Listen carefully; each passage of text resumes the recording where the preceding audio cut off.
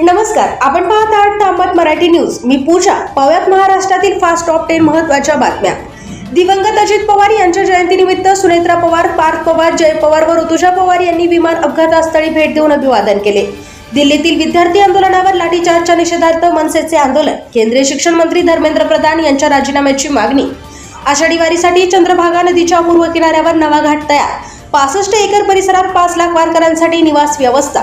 मुसळधार पावसाने पुन्हा हजेरी. नालासोपारा परिसरातील सकल भाग जलमय.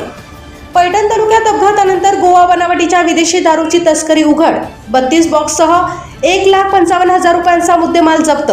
सदाभाऊ खोत यांच्या विद्यार्थ्यांवरील वक्तव्यावर दामू अण्णा इंगोले यांचा पलटवार. शेतकरी प्रश्नावर बोलण्याचा सल्ला. दिल्लीतील विद्यार्थ्यांवरील लाठीचार्ज व काँग्रेस नेत्यांच्या अटकेच्या निषेधार्थ काँग्रेसचे महात्मा गांधी पुतळ्याजवळ आंदोलन. मुख्यमंत्री देवेंद्र फडणवीस यांच्या वाढदिवसानिमित्त देवेंद्र जन्मोत्सव, हरित महोत्सव. मराठवाड्यात 5 लाख वृक्ष लागवडीचा संकल्प.